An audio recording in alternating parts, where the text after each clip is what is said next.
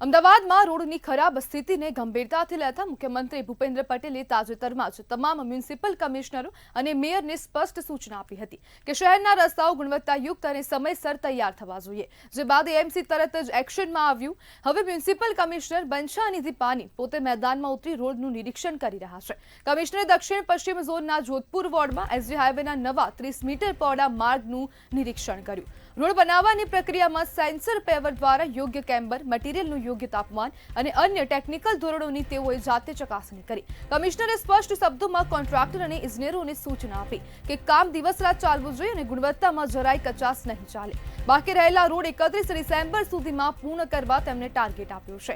હાલ શહેરમાં 200 જેટલા રોડ બાકી છે, જેમાંથી 32 રોડ પૂર્ણ થઈ ગયા છે. શહેરમાં હાલમાં 13 પ્લાન્ટ દિવસ રાત કાર્યરત છે અને રોજબરોજ 6500 થી 7000 મેટ્રિક ટન રિસર્ફેસિંગનું કામ ચાલી રહ્યું છે. અને જે શહેરના રોડ રસ્તા છે તેને ચમકાવવાની આ જે કામગીરી છે તેને શરૂ કરી દેવામાં આવી છે અને દિવસ રાત રોડ રિસર્ફેસિંગની કામગીરી ચાલી રહી છે અને એએમસી દ્વારા આ નિર્ણય લેવામાં આવ્યો છે. જ્યારે રાજ્યના મુખ્યમંત્રી ભૂપેન્દ્ર પટેલ દ્વારા તમામ મ્યુનિસિપલ કમિશનરને અને મેયરોને તાકીદ કરવામાં આવી હતી, સૂચના આપવામાં આવી હતી કે રાજ્યના જેટલા પણ રોડ રસ્તા છે તેને સુરક્ષિત કરવામાં આવે અને તેની જે વ્યવસ્થા છે, તેની જે સલામતી છે તેને લઈને ખાસ ધ્યાન રાખવામાં આવે. જ્યારે તેને જ લઈને હવે અમદાવાદ મ્યુનિસિપલ કોર્પોરેશનના મ્યુનિસિપલ કમિશનર બંછાનિધિ પાની પણ હવે મેદાને જોવા મળી રહ્યા છે અને જે પ્રમાણે આ કામગીરી ચાલી રહી છે અમદાવાદ વિસ્તારમાં તેની નિરીક્ષણ કર્યું હતું.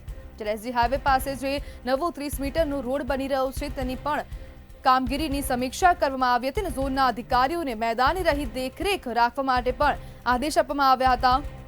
જ્યારે કોન્ટ્રાક્ટરો પર મ્યુનિસિપલ કમિશનરની નજર જોવા મળી રહી છે અને કમિશનર પર હવે સીએમની નજર જોવા મળી રહી છે અને ખાસ કરીને મુખ્યમંત્રીએ આદેશો કર્યા છે. આપણી સાથે જાગૃત નાગરિક રાહુલ પરમાર જોડાઈ ગયા છે. રાહુલભાઈ, જે પ્રમાણેની હવે મુખ્યમંત્રી દ્વારા આ આદેશ કરવામાં આવ્યા કે હવે રાજ્યના દરેક રોડ રસ્તા સુરક્ષિત થવા જોઈએ, શું કહેશો?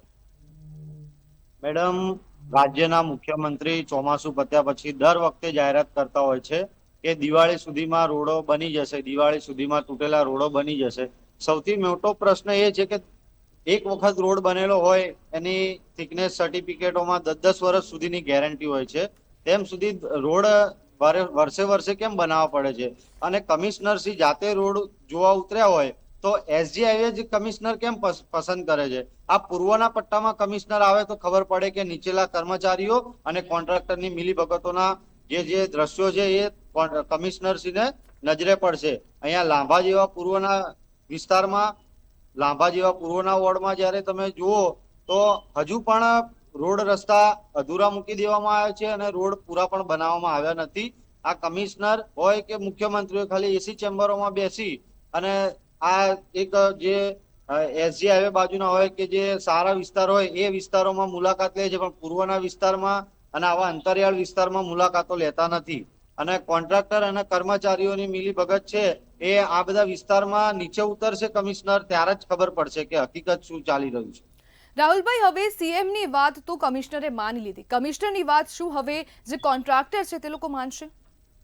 કોન્ટ્રાક્ટર હોય કે નીચેના કર્મચારીઓ હોય, એ કમિશનર ગમે તેવો કમિશનર આવશે કે ગમે તેવો મુખ્યમંત્રી આવશે, કોન્ટ્રાક્ટર